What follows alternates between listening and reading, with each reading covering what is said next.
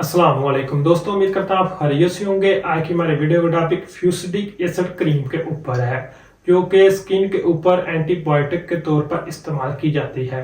आज की वीडियो में हम इसको समझने की कोशिश करेंगे। फ्यूसिडिक एसिड क्रीम किस तरह से अपना रिजल्ट प्रोवाइड करती है, कौन कौन सी कंडीशन में हम इसको इस्तेमाल कर सकते हैं और किस तरह से इसको इस्तेमाल करना चाहिए।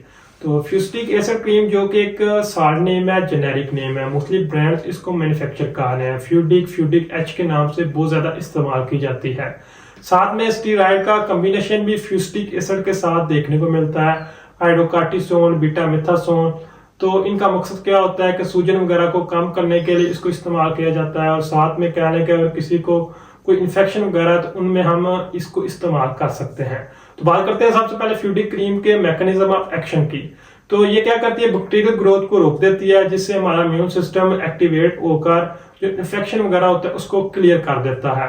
तो मतलब ये है कि अगर किसी को कोई मसला इन्फेक्शन वगैरह का हुआ है, स्किन में कोई जख्म वगैरह बना है, तो जब हम फ्यूसिडिक एसिड क्रीम को इस्तेमाल करेंगे तो वो वहां पर जो बैक्टीरियल ग्रोथ होती है वो रोक दी जाती है और हमारा इम्यून सिस्टम एक्टिवेट होता है। मतलब कि वहां पर जो इन्फेक्शन वगैरह होता है उसको क्लियर करने में बहुत ज्यादा हेल्प करता है, जिससे बहुत तेजी के साथ अच्छा रिस्पॉन्स मिल जाता है। तो बात करते हैं फ्यूडिक क्रीम के यूजेस की। फ्यूडिक क्रीम को और किसी को सेलुलाइटिस वगैरह का मसला है तो उसमें हम इस्तेमाल कर सकते हैं। इसमें होता क्या है कि बहुत ज्यादा जिस जगह पर इन्फेक्शन हुआ है वहां पर रेडनेस, सूजन और दर्द वगैरह देखने को मिलती है, तो ऐसे नतीजे में हम इसको इस्तेमाल कर सकते हैं। इसी तरह किसी को इम्पेटाइगो वगैरह का मसला होता है तो उसमें भी हम इसको इस्तेमाल कर सकते हैं।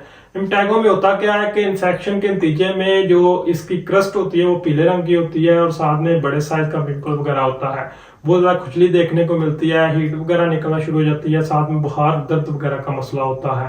तो ये एक बिल्कुल छोटे सुराख की तरह का इन्फेक्शन होता है जो कि ना ट्रीट करने की वजह से साइज में बढ़ता जाता है। इसी तरह कह रहे हैं कि हम फ्यूसिडिक एसिड क्रीम को किसी को कार्बनसल वगैरह का मसला है तो उसमें भी हम इस्तेमाल कर सकते हैं। इसमें होता क्या है कि रेड बम्प जो होते हैं वो स्टार्ट में बिल्कुल छोटे साइज में होते हैं और कुछ दिनों के बाद उनका साइज बढ़ता जाता है, तो इसमें भी हम इस्तेमाल कर सकते हैं। आपको साथ में स्क्रीन पर तस्वीरें वगैरह शो हो रही होंगी। तो इसी तरह फ्यूसिडिक एसिड क्रीम को और किसी को फोलिकुलाइटिस वगैरह का मसला है, जिसको आम जुबान में बाल तोड़ भी कहते हैं, तो उनके ट्रीटमेंट में भी हम इस्तेमाल कर सकते हैं। इसमें होता क्या है कि बहुत ज्यादा कहना कि अकड़ाव वगैरह जिस जगह पर ये इन्फेक्शन हुआ है देखने को मिलता है, साथ में उस जगह पर बहुत ज्यादा हीट निकलना शुरू हो जाती है और सूजन वगैरह, रेडनेस वगैरह बहुत ज्यादा देखने को मिलती है, तो उसके नतीजे में भी हम इसको इस्तेमाल कर सकते हैं। इस तरह फ्यूसिडिक एसिड क्रीम को और किसी को एक्ने वगैरह वगैरह का मसला है तो उसमें भी हम इस्तेमाल कर सकते हैं। जिन लोगों को बहुत ज्यादा एक्ने के साथ पीप वगैरह का मसला है, बड़े साइज की एक्ने है और साथ में रेशा वगैरह भी है उस एक्ने के अंदर, तो उसको खत्म करने के लिए भी फ्यूसिडिक एसिड क्रीम को इस्तेमाल कर सकते हैं। इसी तरह फ्यूसिडिक एसिड क्रीम को और किसी को बॉयल वगैरह का मसला है, किसी को बहुत ज्यादा बड़े साइज का पिंपल है, साथ में बहुत ज्यादा पस भी है, तो उसको खत्म करने के लिए भी हम इसको इस्तेमाल कर सकते हैं। इस तरह फ्यूसिडिक एसिड क्रीम मुख्तलिफ तरह के जो इन्फेक्शन वगैरह होते हैं उनको खत्म करने के लिए या मुख्तलिफ इन्फेक्शन के नतीजे में जो जख्म वगैरह होते हैं उनको खत्म करने के लिए भी इस्तेमाल की जाती है। अक्सर औकात देखने को मिलता है कि कुछ ऐसे डीट किस्म के जख्म होते हैं जो कि खत्म नहीं होते, तो ऐसे के नतीजे में भी हम फ्यूसिडिक एसिड क्रीम को इस्तेमाल कर सकते हैं, क्योंकि ये ओरली एंटीबायोटिक के साथ सपोर्टिंग मेडिसिन के तौर पर भी इस्तेमाल की जाती है और मुख्तलिफ तरह की मेडिसिन के साथ भी इसको इस्तेमाल करवाया जाता है।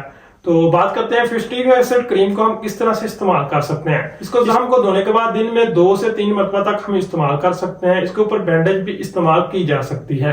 तो इसी तरह अगर इसके साइड इफेक्ट की बात करें तो बाद इसको ज्यादा मिकदार में या बार बार इस्तेमाल करने की वजह से जिस जगह पर आप इसको इस्तेमाल कर रहे हैं वहां पर बहुत ज्यादा जलन वगैरह का मसला हो सकता है, एलर्जी वगैरह का मसला हो सकता है और रेडनेस वगैरह का भी मसला हो सकता है।